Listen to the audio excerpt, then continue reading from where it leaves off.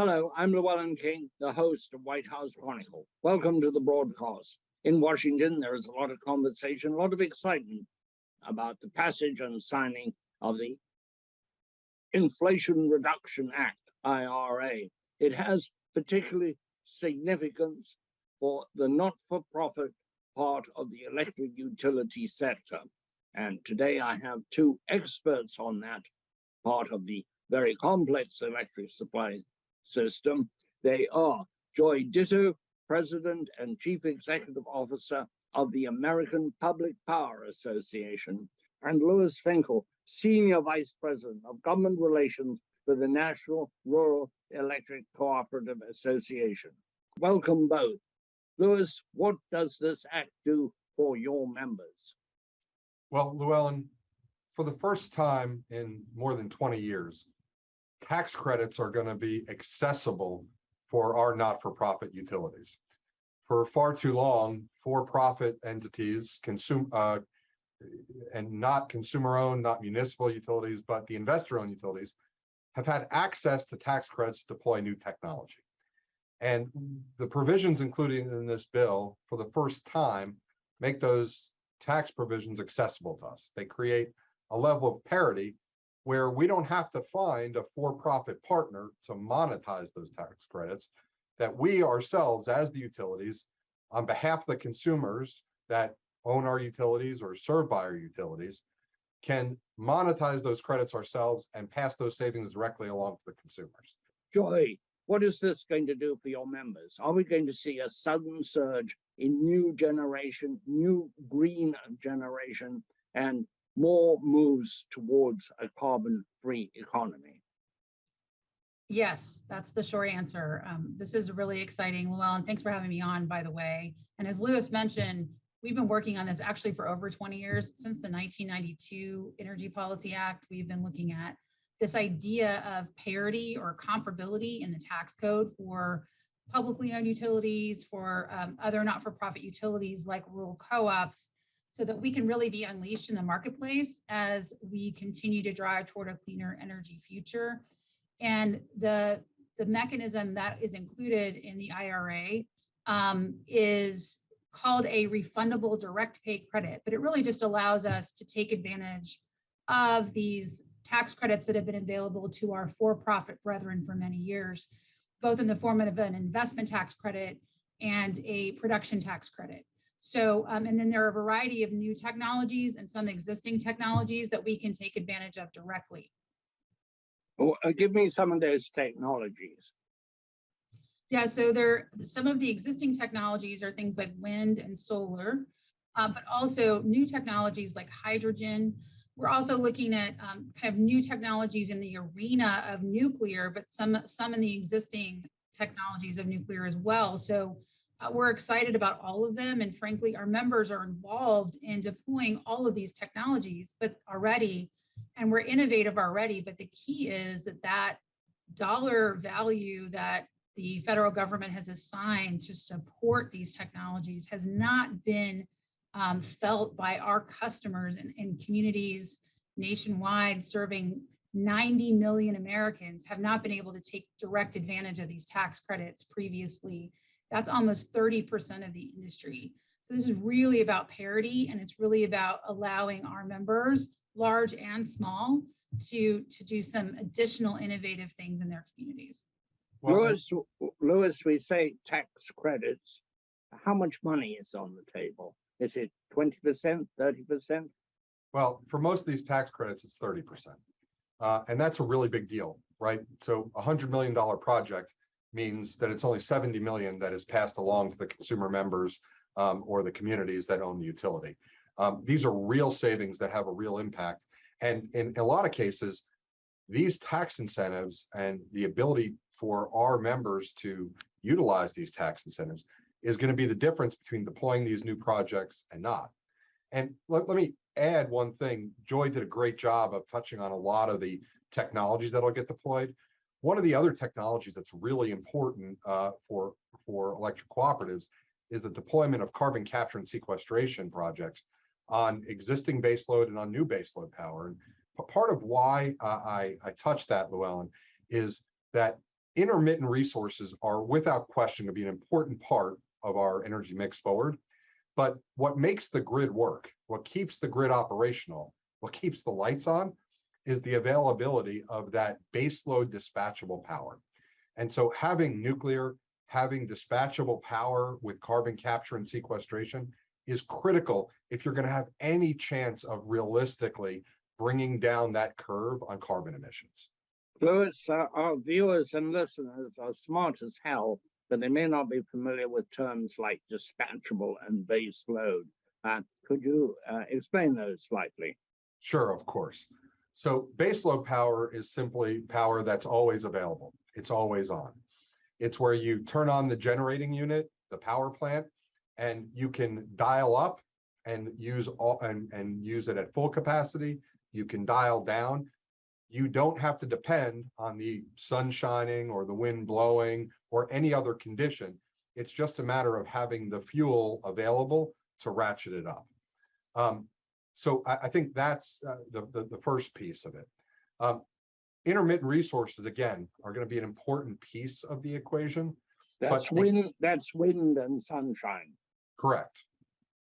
But without that dispatchable power behind it, you can't ensure that you realize the full benefit of the capacity provided by additional deployment of wind and solar.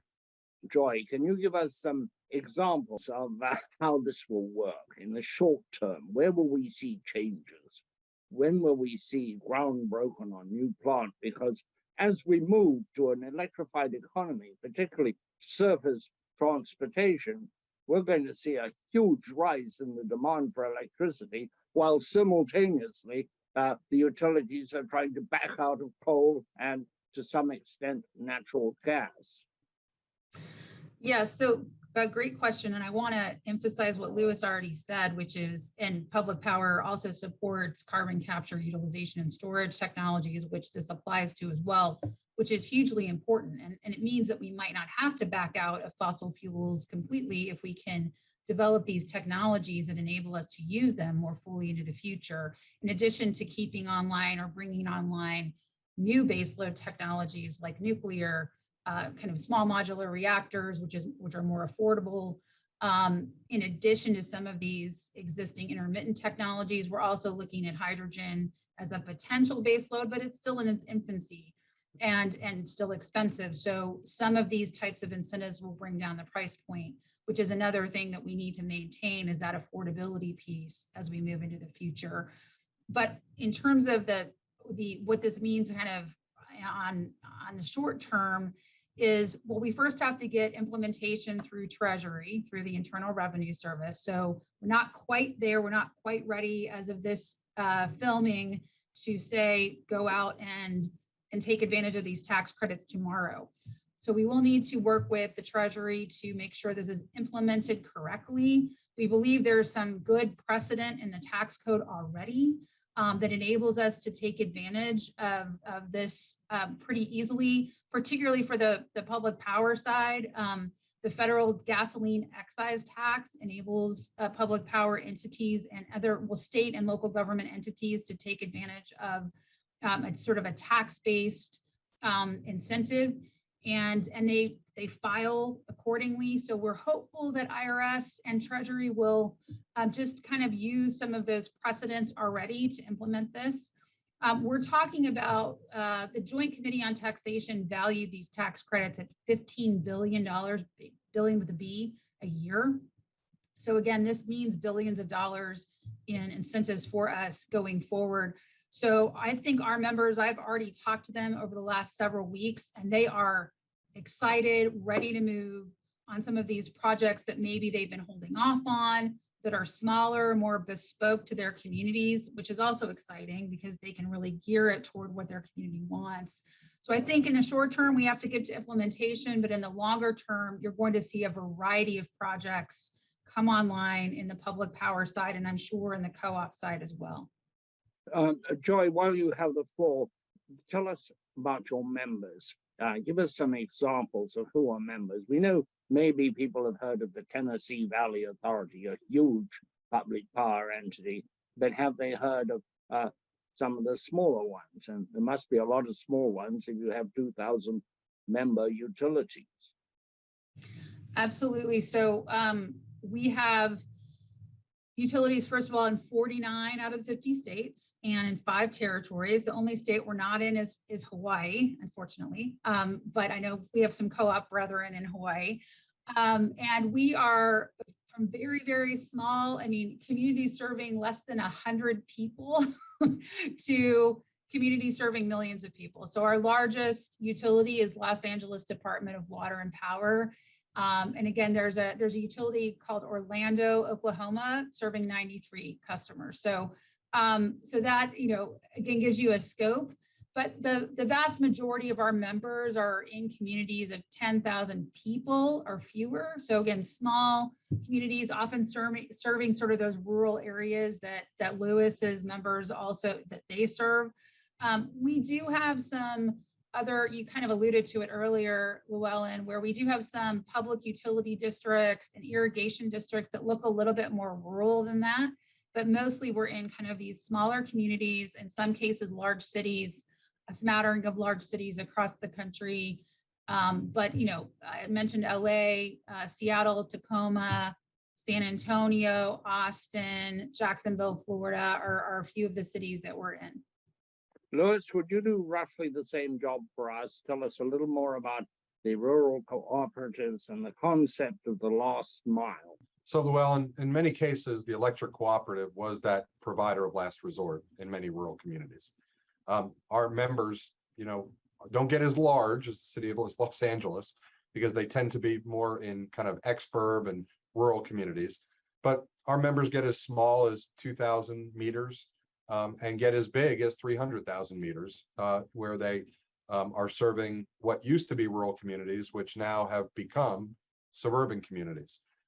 That's across 48 states and serving 42 million Americans. And one of the most important things about the electric cooperatives is, when we talk about words like affordability and reliability, and I know this is the same for Joy and her members and our public power partners, is those words aren't just kind of talk. Those are the principles by which we live by. And for electric cooperatives, we serve 92% of the persistent poverty counties in the country. The communities we provide power to that own our utilities are some of the most vulnerable in the country. And a minute ago, you asked a really interesting, important question, Llewellyn, which I'd like to come back to, which is kind of short-term, how this is going to work, how this is going to impact. And I think Joy did a great job of walking through what that process is going to look like. But you mentioned the surface transportation and the desire to move to electrification to decarbonize. And so that is such an interesting challenge. There's all this talk about we need to, decarbonize the electric sector, decarbonize the economy. But when you say decarbonize the economy, what that really means is more electricity. It means we need more electricity to power all these electric vehicles. And don't take my word for it. The National Academy of Science, which is reasonably unimpeachable, says you need an additional 170% of generating capacity to facilitate the transition of the surface transportation fleet. And that's not 170% after you shut down coal or after you shut down natural gas. That's 170% on top of what we have today. Why I raise that is, as we talk about an energy transition, as we talk about an American economy that is not just dependent on electricity, but is increasingly going to be more dependent on electricity, we've got to ensure reliability.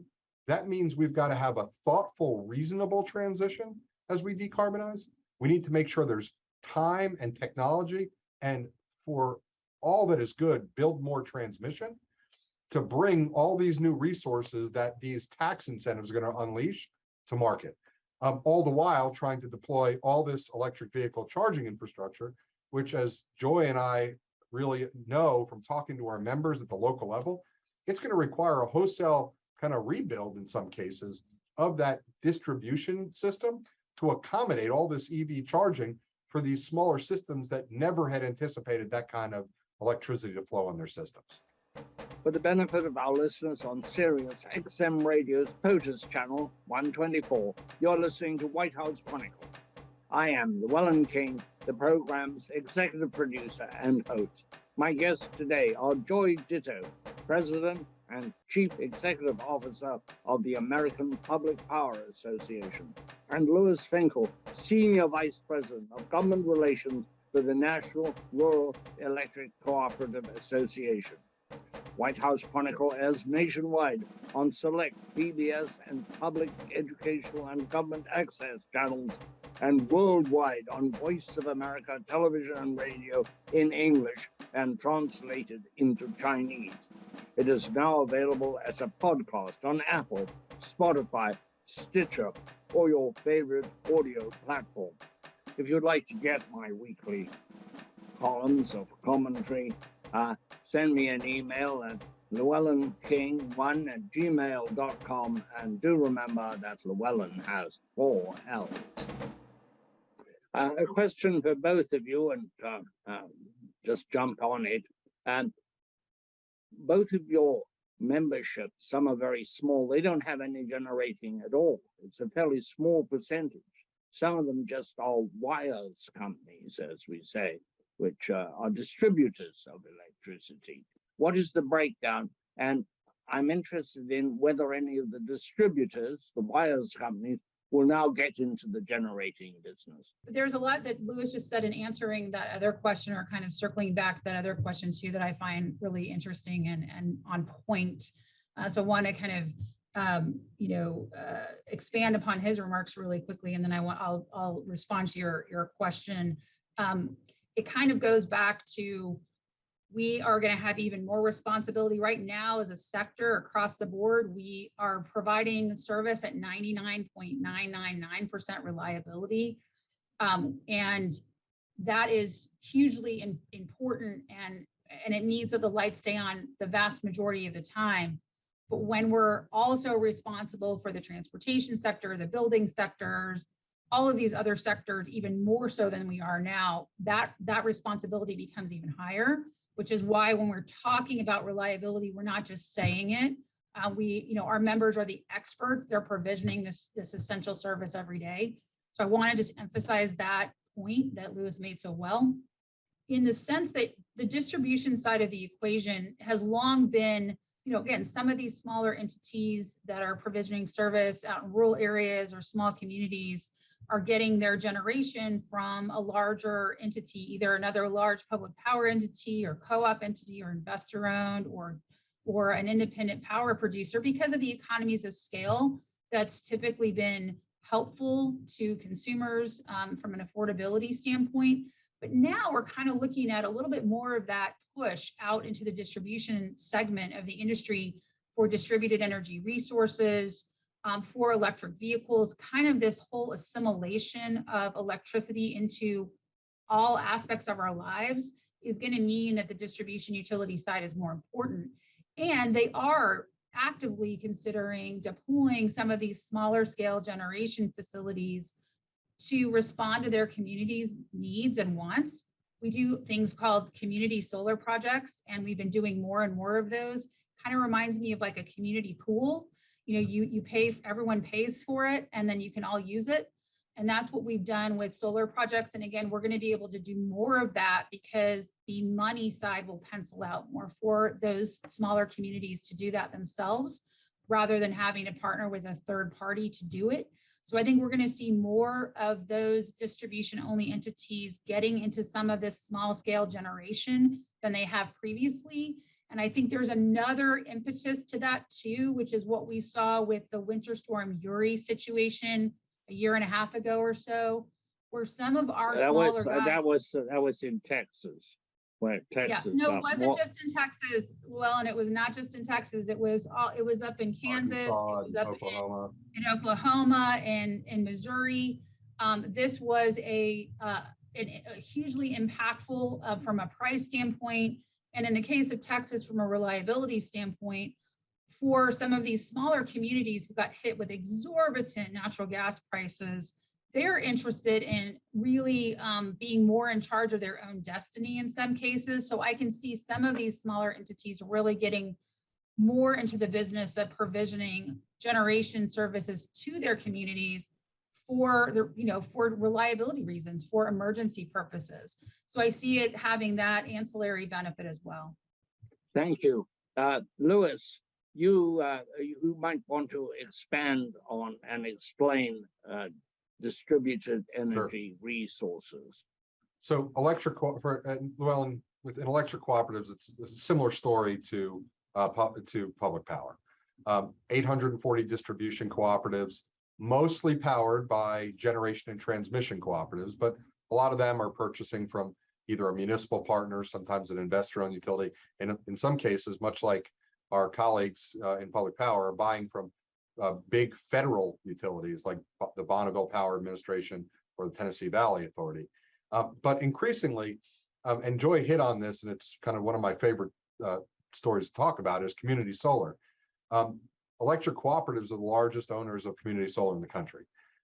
And part of that was because of our local control, our local governance, being owned by the community, we can make quick, nimble decisions to deploy technology. And have done that in lots of different communities, whether it was a solar and battery demonstration project we did in partnership with the Department of Energy in North Carolina, or some of our communities out west in states that are solar heavy, like New Mexico or Arizona or Colorado, that are deploying community solar to provide an additional layer of both resiliency, reliability, and create downward pricing pressure. And I think that those combination of factors really makes it a valuable tool. So I think what we're starting to see is that economy of scale, the way that we've developed the technology, nascent technologies, that we've brought down the price point, and if we could only address some of these supply chain woes, it'll make it a whole lot easier to deploy more and more of these community solar and distributed projects around the country. Thank you. I would like somebody to explain DER, distributed energy resources, just so the viewers and listeners understand it. Sure, and I'm sorry if I didn't touch on that well enough. No, please. So distributed energy resources is instead of at utility scale, where you start to deploy them more on a localized level, where you have kind of a system operator, where you have localized or community solar, you have kind of micro wind, you're using hydroelectric heat, you're using geothermal heat pumps, and energy efficient controls to more effectively kind of manage the system on a more real-time basis than just worrying about generating the power, pushing it over the power line, and using it as you see fit. It's a more kind of two-way communication and engaged program of energy resource management, as opposed to the traditional way that it was done, 50 years ago. And what it does is it creates these great opportunities for a better relationship between the utility and the consumer. It puts more control in the consumer's hands about managing their energy consumption, and allows for more efficient control of load to flow in both directions. I'm told by one of your members, Rayburn Electric down there in Texas, that in fact it can save or add to the available electricity about 10%, which is a huge amount. All depends on how much, on the different services and different technologies deployed on the system. But absolutely, it has a great degree of potential. And frankly, I think that potential is going to continue to go up as this conversation continues about load management and better and technology enhancing that system management. Yeah, and I think add to that, Llewellyn, if you don't mind, that it really at its kind of end game level at some point, you're going to have individual consumers, individual customers in their homes or their businesses really being able to use a variety of technologies. Their vehicle is a charging, unit. There are other, maybe they have solar on their rooftop that they're bringing to bear, or if they're a farmer, they might have some wind on their facility, on their land, and they are bringing those resources to bear with the utility's full knowledge and ability to absorb it at the distribution level, which ties into some additional technology that you need to do that. But that is kind of the end game, is to be able to really assimilate as the distribution utility all of those variety of resources to optimize the system, create more efficiency, and make sure that the reliability of that distribution grid is not disrupted when you're bringing those those small generation elements online. That's really kind of again, the end goal for something like a microgrid, which really is a distributed energy, entity like our members are. They're kind of the original microgrids in many ways. And so that's what you want to have happen eventually. Again, it takes additional technology deployment. There's a level of complexity that we haven't really overcome yet, and a level of affordability and reliability we haven't overcome yet, but we will. And I think that's where we're going as an industry, at least in the longer term.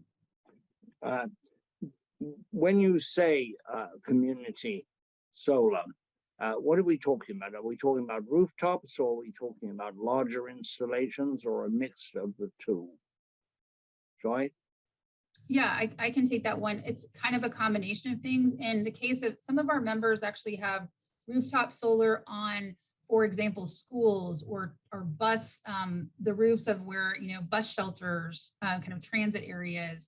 And that's how, so it's not all in one place. It's not kind of in a field somewhere, but they're using those different arrays kind of in conjunction with each other as again, a pool of resources, and that's deemed the community solar.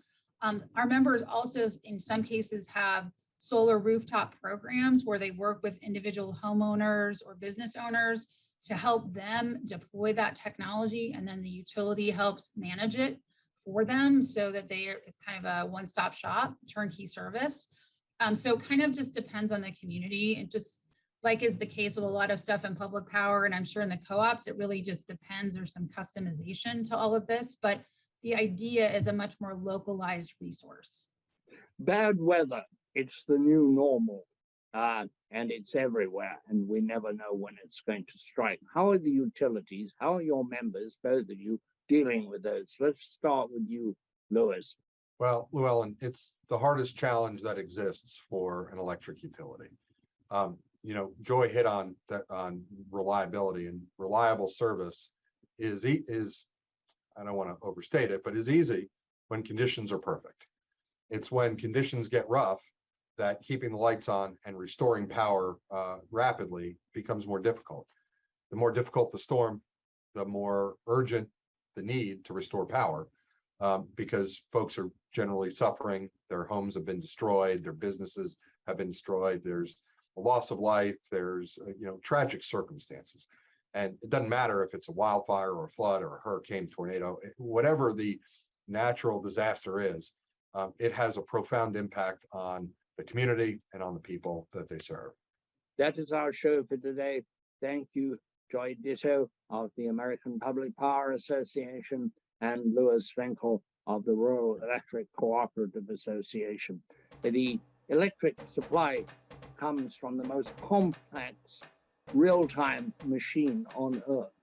Just think of 3,000 utilities working together so that I can plug my computer in to play a game. I actually don't play games, but so that I can charge my Kindle. I thank you both very much for your enlightening conversation. Please come back. Cheers.